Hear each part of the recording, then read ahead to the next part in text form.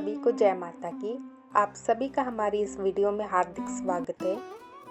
आज इस वीडियो में हम आपको नवरात्रि के 7वें दिन माँ कालरात्रि की व्रत कथा आपको बताएंगे। नवरात्रि के 7वें दिन माँ कालरात्रि की पूजा की जाती है। ये दिन दुर्गा के 7वें स्वरूप को समर्पित है, जो बुराई और नकारात्मक शक्तियों का नाश करने वाली देवी मानी जाती है। माँ कालरात्रि भय को दूर कर भक्तों को साहस और शक्ति प्रदान करती है। नवरात्रि के 7वें दिन भक्त माँ कालरात्रि की पूजा करते हैं। पूजा के दौरान नीले या काले वस्त्र पहनने की परंपरा है, क्योंकि ये रंग देवी की शक्ति और तांत्रिक शक्तियों से जुड़ते हैं। इस दिन गुड़ का भोग लगाना शुभ माना जाता है, इसीलिए माता रानी की पूजा के बाद माँ को गुड़ का भोग भक्त जरूर लगाते हैं। इस दिन जो भी भक्त माँ कालरात्रि का ध्यान और मंत्र जप करते हैं, उन पर माँ महाकाली की विशेष कृपा उन पर बनती है। माँ रानी का विशेष शस्त्र तलवार है, जो माँ कालरात्रि को बहुत प्रिय है। उनके एक हाथ में खड्ग है, जो बुराई और असुरों के विनाश का प्रतीक है। ये शस्त्र बताता है कि माँ कालरात्रि किसी भी बाधा या संकट को नष्ट करने के लिए सदैव तत्पर रहती है। माँ कालरात्रि का वाहन गदा है। गधे पर सवार होकर माता कालरात्रि संसार की सभी नकारात्मक शक्तियों का नाश करती है। उनका ये वाहन विनम्रता और साधारणता का प्रतीक है, जो बताता है कि देवी हर परिस्थिति में अपने भक्तों की रक्षा करती है। जैसे कि मैंने पहले भी बताया है कि माँ कालरात्रि का प्रिय भोग गुड़ है। उन्हें गुड़ का भोग विशेष रूप से अर्पित किया जाता है, जिसे ग्रहण करने से भक्तों की सारी मनोकामनाएं पूर्ण होती हैं। गुड़ से भक्तों को सुख, समृद्धि और शारीरिक शक्ति प्रदान होती है। इस दिन आप इस मंत्र का भी जाप कर सकते हैं। ये मंत्र है ओम ऐं ह्रीं क्लीं चामुंडाय विच्चे। तो चलिए अब मैं आपको माँ कालरात्रि की व्रत कथा आपको बताऊंगी।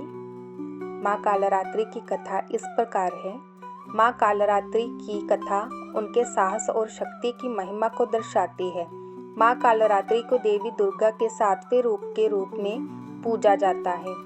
उनका रूप अत्यंत उग्र और भयावह है, जो सभी प्रकार की नकारात्मकता, भय और अंधकार को समाप्त करता है।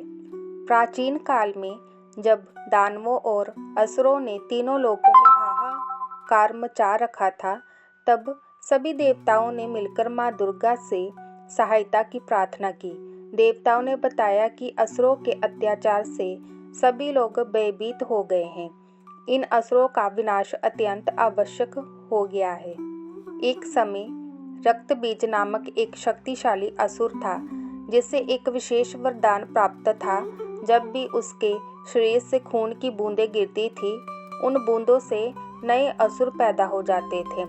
उसे मारने के प्रयास में देवताओं ने युद्ध किया, लेकिन रक्तबीज हर बार अपने खून की बूंदों से और अधिक असुरों को जन्म देता रहा, जिससे उसकी सेना बढ़ती चली गई।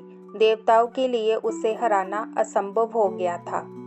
जब देवी दुर्गा को इस संकट का पता चला, तब उन्होंने अपने उग्र रूप को धारण किया। इस रूप को माँ कालरात्रि के नाम से जाना जाता है। उनका काला रूप, उग्र नेत्र, बिखरे हुए बाल और हाथों में तलवार और खड्ग लिए हुए ये रूप अत्यंत भयानक था। उनके इस रूप से सभी देवता और दानव भयभीत हो गए। माँ कालरात्रि ने युद्ध भूमि में कदम रखा और रक्तबीज पर आक्रमण किया।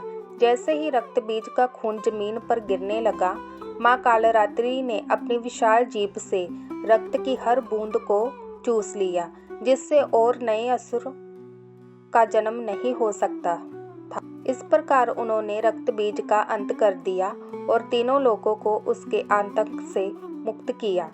माँ कालरात्रि ने केवल अंधकार और नकारात्मकता का नाश करती है, बल्कि अपने भक्तों को भय से मुक्ति और साहस का आशीर्वाद भी देती है।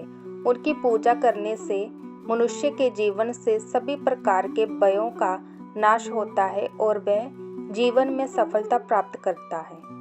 माँ कालरात्रि के भक्तों को सदैव यह विश्वास रहता है कि माँ उनकी हर विपत्ति से रक्षा करेगी। इस कथा के माध्यम से माँ कालरात्रि की शक्ति और उग्र रूप का परिचय मिलता है, जो ये दर्शाता है कि जब भी अंधकार और बुराई का प्रकोप होता है, माँ दुर्गा अपने इस रूप में प्रकट होकर सभी का उद्धार करती है।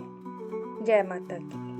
नवरात्रि की अगली कथा सुनने के लिए हमारे इस चैनल को सब्सक्राइब कीजिए, लाइक कीजिए और इसे ज़्यादा से ज़्यादा शेयर कीजिए।